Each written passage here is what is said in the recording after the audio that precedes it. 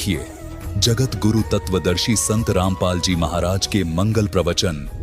जो अपने रूप को सरल करके हल्का तेज पुंज का बना के, जैसे आप जी ने कबीर सागर में देखा, धर्मदास जी ने जब नीचे से कबीर साहब आए हुए थे जिंदा महात्मा के रूप में, एक सिंपल मैन जैसा बॉडी, और जब ऊपर सतलोक में जाकर देखा वही परमात्मा सिंहासन पर बैठे हैं, सिर पे मुकुट है, ऊपर छतर है, और उसके एक रोमकूप में करोड़ सूर्य मिला दे, करोड़ चंद्रमा मिला दे, ऐसा उनके शरीर की शोभा, इससे भी ज्यादा रोशनी है।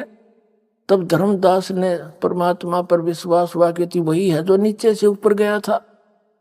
तब धर्मदास जी ने पूछा, हे परमात्मा, आपने अपना वो रूप, वो शोभा यहाँ क्यों नहीं शोभा युक्त आए? तो परमात्मा ने कहा, जब मैं एज इट इज उसी शोभा उसी तेज पुंज से यहाँ आ जाऊं तो इस निरंजन यहाँ के ब्रह्म भगवान का कलेजा हिल जा। और उस इतने नूर ने तुम देख नहीं सकते चरम दृष्टि, वो तो ऊपर की दृष्टि उस आत्मा वाली न्यारी है, उनसे देखा जाता है। इसलिए मैं अपने उस शरीर को सरल करके आया हूं। या अपने उसमें कबीर सागर में प्रमाण देख लिया, और ये वेद बता रहे हैं कि वो परमात्मा अपने रूप को सरल करके, यानी वहां तो घना नूर है उनका, और जब तब यहां आता है अच्छी आत्माओं को मिलता है। देखिएगा ऋग्वेद मंडल नंबर 9 सुख 86 का मंत्र 26 पढ़ रहे हैं हम। ये है वेद ज्ञान है।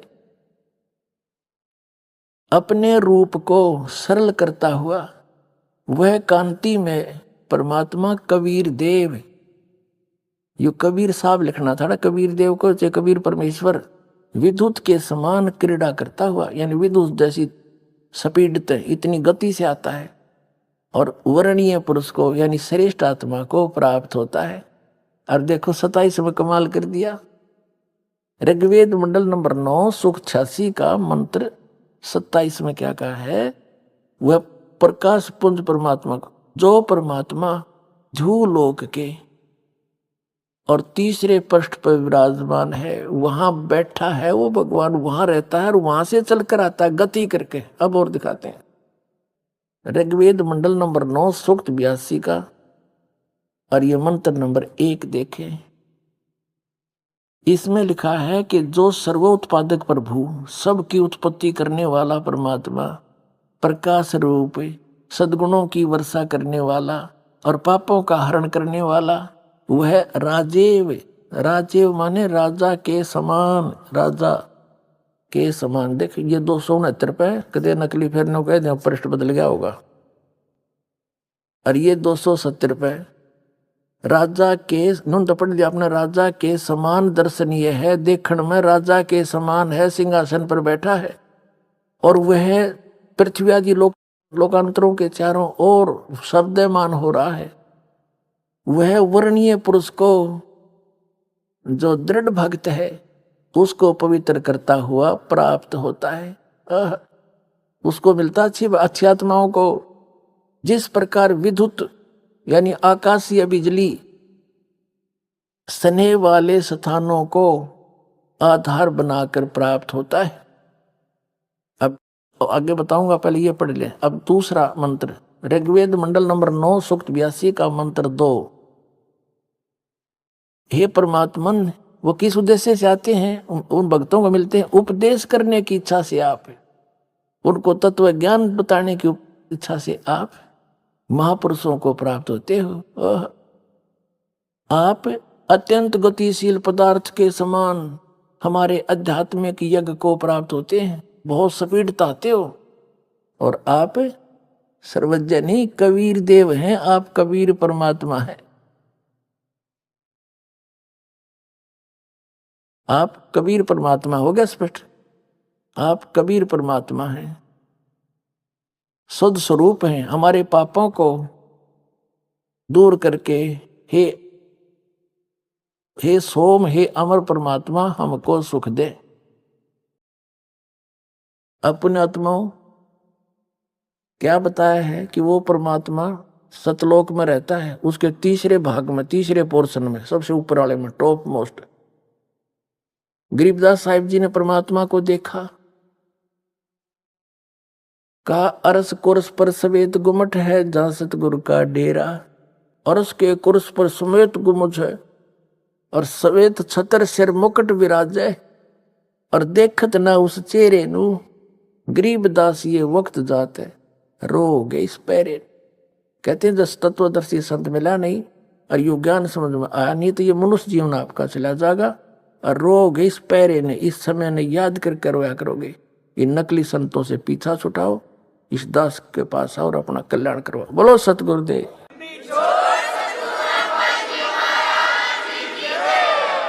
पुण्यात्माओं, इन सभी सदग्रंथों ने और आंखों देखा महापुरुषों ने रल मिलकर सिद्ध कर दिया, कबीर इज गॉड, नर आकार है, सतलोक में रहता है, वहां से चल कर आता है। तो ये लीला कबीर भगवान ने की है, वो परमात्मा है, वो हम सबका पिता है, हमारे लिए भटक रहा है, उसको पहचानो और कल्याण करवाओ। बोलो सतगुरुदेव।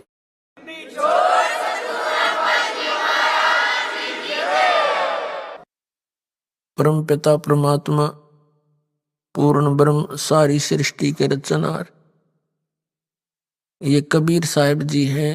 कबीर परमात्मा है जो काशी के अंदर, बनारस के अंदर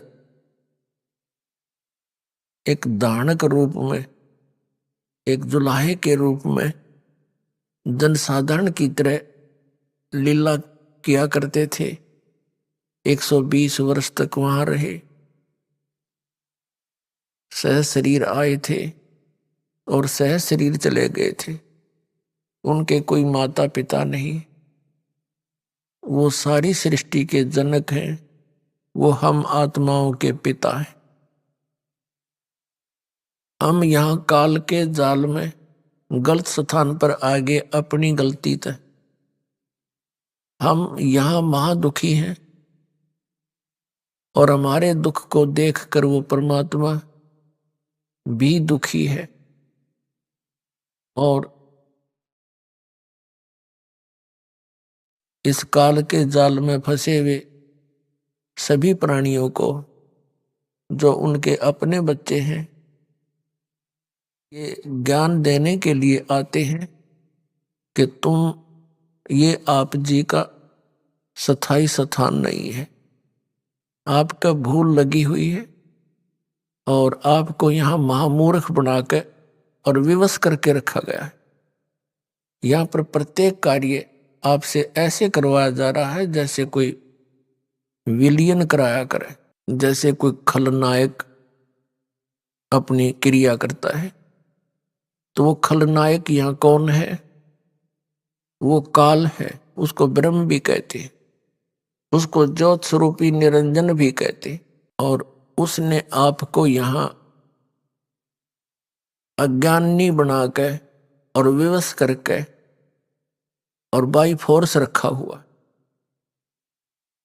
इसने अपने 3 पुत्र उत्पन्न किए हैं,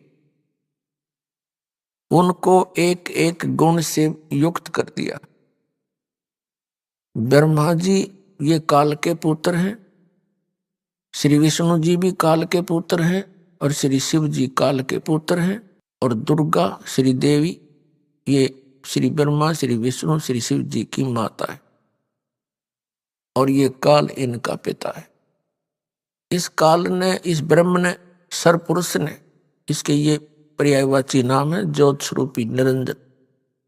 इसने प्रतिज्ञा कर रखी है कि मैं कभी भी किसी के समक्ष अपने वास्तविक रूप में दर्शन नहीं दूंगा, मैं अपनी योग माया से छुपा रहूंगा। श्रीमद् भगवत गीता अध्याय नंबर 7 के श्लोक नंबर 24 और 25 में ये गीता ज्ञानदाता काल है जो श्री कृष्ण जी के अंदर प्रवेश करके ये वेदों वाला ज्ञान और कुछ अपना मत दोनों मिक्स करके इसने श्रीमद् भगवत गीता का ज्ञान अर्जुन को सुनाया। बाद में इसी को श्री वेद व्यास जी ने लिपिबद्ध किया। उसमें इसने कहा है कि ये मूर्ख जन समुदाय मुझ अव्यक्त को माम अव्यक्तम व्यक्तिम आपनम मनन्ते अबुझा, ये मुझ अव्यक्त को ये व्यक्ति रूप में आया हुआ श्री कृष्ण मान रहे हैं। मैं कृष्ण नहीं हूं, क्योंकि मैं अपनी योग माया से छुपा रहता हूं। मैं कभी किसी के समक्ष नहीं आता। ये मेरा अटल अनुत्तम विधान है, घटिया। और जिस कारण से ये श्री ब्रह्मा जी, श्री विष्णु जी, श्री शिव जी को भी अपने पिता का ज्ञान नहीं, कौन है हमारा पिता, और इस काल के भी पिता ने, सबके जनक ने, कबीर परमात्मा ने, परम पूज्य कबीर परमेश्वर जी ने, उस दानक ने, उस जुलाए ने, जो हम सब का उत्पत्ति करता है, उसने इस काल की भी उत्पत्ति उसी ने की। उन्होंने आके बताया। श्रीमद् भगवत गीता अध्याय नंबर 2 के श्लोक नंबर 12 में, अध्याय नंबर 4 के श्लोक 5 और 9 में, अध्याय नंबर 10 के श्लोक नंबर 2 में गीता ज्ञानदाता अपनी सतीति बताता है कि अर्जुन, तेरे और मेरे बहुत जन्म हो चुके हैं, तू नहीं जानता, मैं जानता हूं। मेरे जन्म और कर्म अलौकिक है, और मेरी उत्पत्ति को ये ऋषिजन और ये देवता नहीं जान सकते, क्योंकि ये सब मेरे से उत्पन्न हुए। इससे सिद्ध है कि इसका जन्म भी हुआ है और इसकी जन्म मृत्यु भी होती है, नाशवान भी है। ब्रह्म सरपुरुष, जिसको ऋषि ब्रह्म ब्रह्म कर कहने कहे, उसकी पूजा किया करती है, स्वयं नाशवान है। और ये खुद गीता अध्याय नंबर 18 के श्लोक नंबर 62 में कहता है कि अर्जुन, तू सर्वभाव से उस परमेश्वर की शरण में जा, जिसकी कृपा से तू परम शांति को और सनातन परम धाम को प्राप्त होगा। अर्जुन ने 8वें अध्याय के प्रथम मंत्र में पूछा कि आप जिन जो 7वें अध्याय के 29वें श्लोक में जिस तत्परम की के विषय में कहा कि उसको जानकर प्राणी फिर उस तत्परम को जानकर कोई भी साधक फिर यहाँ की किसी वस्तु की डिमांड नहीं करता। वो केवल जरा और मरण से छूटने का ही प्रयत्न करता है। जरा माने बुढ़ापा और मरण माने मृत्यु। तो 8वें अध्याय के प्रथम श्लोक में पूछा वो किम तत्परम, 8वें अध्याय के 3 श्लोक में कहा वो परम अक्षर ब्रह्म है। वो परम अक्षर ब्रह्म है जो गीता ज्ञानदाता से अन्य है। तो कहने का भाव ये है कि ये इसने प्रतिज्ञा कर रखी है कि मैं कभी किसी के समक्ष नहीं आऊंगा। और उस परम पिता ने आके बताया कि यू काल है और यू वहां रहता है 21वें ब्रह्मांड में। इसका ओछा माथा, लंबे दांत और विकराल शरीर। जब ये चाहे मोर की तरह हजार, जैसे मोर अपने पंख फैला लेता है, चारों तरफ घुमा लेता है, ऐसे ये 1000 भुजा तक का भगवान है, शक्तिशाली है। इतनी शक्ति है इसके अंदर। और जब चाहे वो 1000 भुजा दिखा देना, चाहे तो 2 भुजा में भी रह जा, ये 4 भी प्रकट कर ले। और ये कभी भी अपने वास्तविक रूप में नहीं आता। श्रीमद् भगवत गीता अध्याय नंबर 11 के श्लोक नंबर 32 में ये खुद कहता है कि अर्जुन, मैं काल हूं और अब प्रवृत्त हुआ हूं इन सब सेनाओं को खाने के लिए, सब लोगों को मारने के लिए, रक्षा करने के लिए। अर्जुन का साला था श्री कृष्ण, और अर्जुन पूछ रहा है उसको कि हे महानुभाव, आप कौन है? मैं आपसे अनभिज्ञ हूं, मैं आपको नहीं जानता। बता, साला को नहीं जाना कर आदमी, क्योंकि उस समय वो अपने विकराल रूप श्री कृष्ण से निकल कर बाहर विकराल रूप दिखाया और कृष्ण को अचेत करके खड़ा कर दिया साइड में। तो तब उसके प्रकाश में अर्जुन ने कृष्ण नहीं दिखा, वो दिखा विकराल रूप और कांपा खड़ा खड़ा। तब उसने 11वें अध्याय के 47 और 48 में कहा कि अर्जुन, ये है मेरा असली रूप, और इस रूप का आज तक पहला ना किसी ने पहले दर्शन हुए तेरे बिना, और ना आगे हो सकते, ना किसी जप से, ना तप से, और ना किसी क्रिया से, ना वेदों वर्णित विधि से, ना किसी यज्ञ से इस रूप के दर्शन नहीं हो सकते, यानी ब्रह्म प्राप्ति नहीं हो सकती। वेदों में वर्णित विधि से भी नहीं हो सकती। वेदों में क्या विधि है? ओम नाम का जाप और ये 5 यज्ञ, बस इतना सा है। तो यही ऋषियों ने किया, यही इन ब्रह्मा विष्णु महेश जी ने किया। इनको भगवान तो मिला नहीं, और ये हठ योग करने लग गए। हठ योग क्यों करने लगे? कि जब ब्रह्मा जी को इस काल भगवान ने कमल के फूल पर प्रकट कर दिया, बिठा दिया और सचेत कर दिया, पहले ये कोमा में था, तब ये कहता है कि मैं ना जाने कहां से उत्पन्न हो गया, मेरा कौन जनक है मुझे मालूम नहीं। फिर आकाशवाणी हुई कि तप करो तप करो, 1000 वर्ष तक तप किया। ये श्री देवी भागवत के 3रे स्कंद में प्रमाण है जो दास आपको सुना। जब 1000 वर्ष तक ब्रह्मा जी ने तप कर लिया, फिर कहा सृष्टि करो, फिर ये सृष्टि करने लग गया, क्योंकि 1000 वर्ष तप करके इसके अंदर सिद्धि आ गई। बैटरी चार्ज कर ली इसने और सिद्धि भर ली रिमोट काल के हाथ में, इनके पिता के। इसी प्रकार विष्णु जी ने 12,000 वर्ष तक तप किया। ऐसे शंकर जी तो आप देखो सारे दिन आसन लगाए बैठे रहते हैं हर समय। तो ये इनसे बैटरी चार्ज कराता है, इनको सिद्धियों से परिपूर्ण कर लेता है, और फिर जब चाहे अपने रिमोट से वहां इनसे नाश करवा देता है, और जहां चाहे वो क्रिया अपनी आप करवाता रहता है। ये तो इसके कठपुतली है। और इन्होंने ध्यान लगा लगा कर हठियों करके देख लिया, सिद्धियां आ गई। और शरीर के अंदर इन्होंने क्या देखा? प्रकाश देखा। तो प्रकाश भगवान है कोई? कैसा मूर्ख बना रखा था आज तक हमारे को। ये राधा स्वामी पंथ, जय गुरुदेव पंथ, ये सच्चा सौदा सरसा और जगमाल वाली पंथ, निरंकारी पंथ, ये सहज। तो क्या बताते हैं? सब एक जैसी क्रिया मिलती जुलती, कान बंद करके, आंख बंद करके, प्राण क्रिया करके, अंदर प्रकाश देखो, धुन सुनो। ये पिंड और एक ब्रह्मांड का जो कुछ भी क्रिया है इस पिंड यानी शरीर में आप देख सकते हो, सुन सकते हो। जो कुछ भी शरीर में सुनते और देखते हो ये काल व्यवस्था है। उस सतलोक की इसमें कोई वस्तु नहीं है। काल ने नकली सतलोक, अलखलोक, अगमलोक, अनामी लोक, ब्रह्मलोक के अंदर नकली बनवा रखे हैं और उन पर स्पेशल उस सतलोक जैसी ही रचना करा रखी है। तो यहां मूर्ख बनाने के लिए इसने ऐसा कर रखा। तो कहने का भाव ये है कि ये प्रकाश जो शरीर में देखते हैं ये बॉडी आत्माएं, ये क्या है?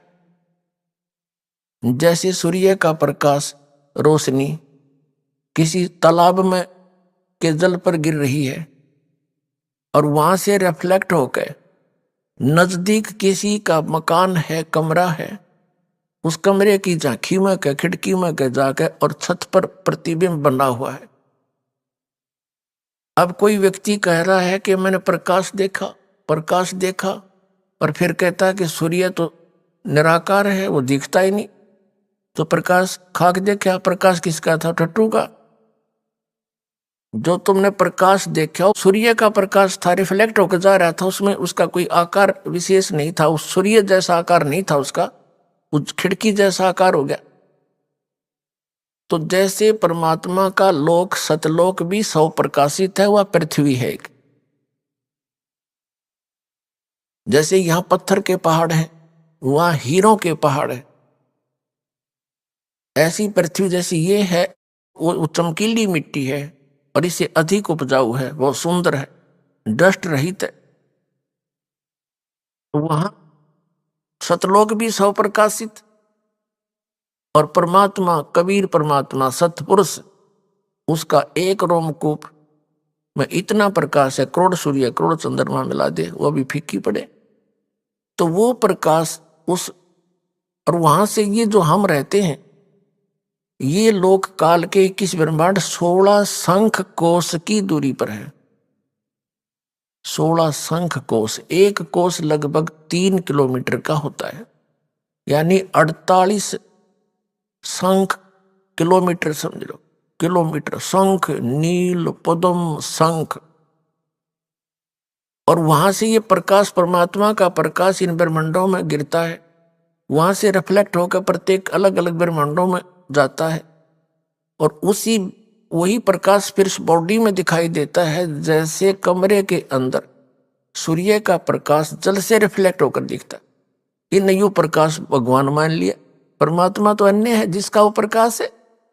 तो ऐसे ये तत्व ज्ञानहीन प्राणियों ने अपना नाश किया।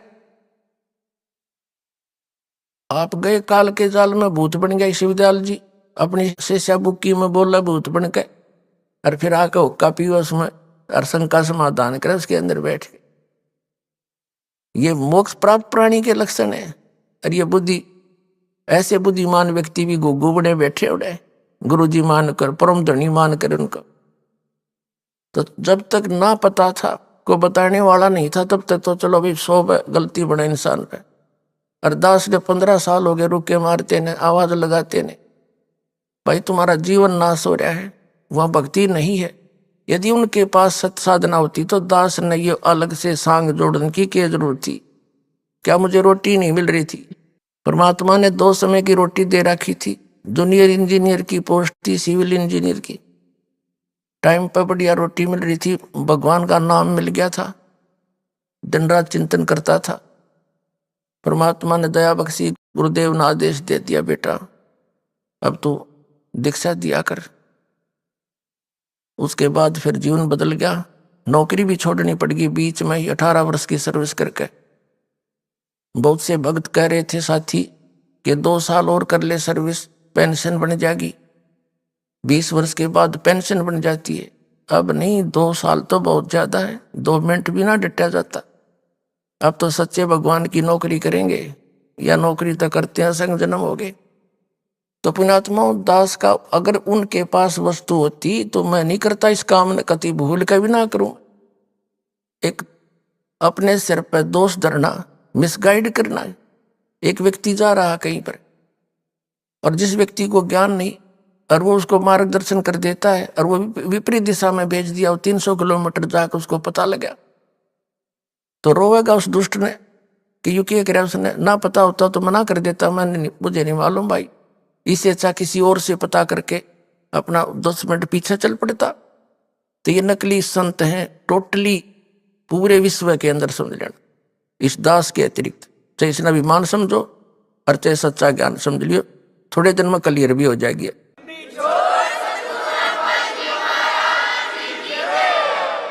तो पुण्यात्माओं, सतलोक के अंदर परमात्मा सह शरीर है, उसका नाम कबीर है। कल रात्रि के सत्संग में आप जी को सर्व सदग्रंथों से रूबरू कराया, और कितना निर्णायक ज्ञान प्रत्येक सदग्रंथ में है। लेकिन संत ही, यानी अपने सिलेबस की किताबों को, बुक्स को टीचर ही जाना करता है, फिर विद्यार्थियों को पढ़ाता है। जब टीचर ही नहीं समझ पाए हमारे सदग्रंथों को, तो उन्हें गलत पढ़ा दिया, ज्ञान गलत दे दिया। तो श्रद्धालु तो एक विद्यार्थी होते हैं और टीचर की प्रत्येक बात पर वो विश्वास किया करते हैं। तो कबीर साहब कहते हैं, गुरुआ गाम बिगाड़े संतो, गुरुआ गाम बिगाड़े, ऐसे कर्म जीव कला दिए, ईब जड़े ना जाड़े। ते नकली संतों ने बैठा दिया, अपना भी जीवन नाश कर दिया। और दास बार बार कहता है, इनके बारे में सरेआम कह दिया, सीडी बना कर भेज दी, पुस्तक छाप दी, और ये टेलीविजन के माध्यम से इंटरनेशनल स्तर के टीवी इन पर चलन लग रहा है। मैं इनसे कह रहा हूं, अगर मैं गलत कह रहा हूं, एक तो शब्द बता दो तुम, केतन या गलत बोल दी, और थारी सारी गलती बताऊं मैं। फिर बिना शर्माती इन लोगों ने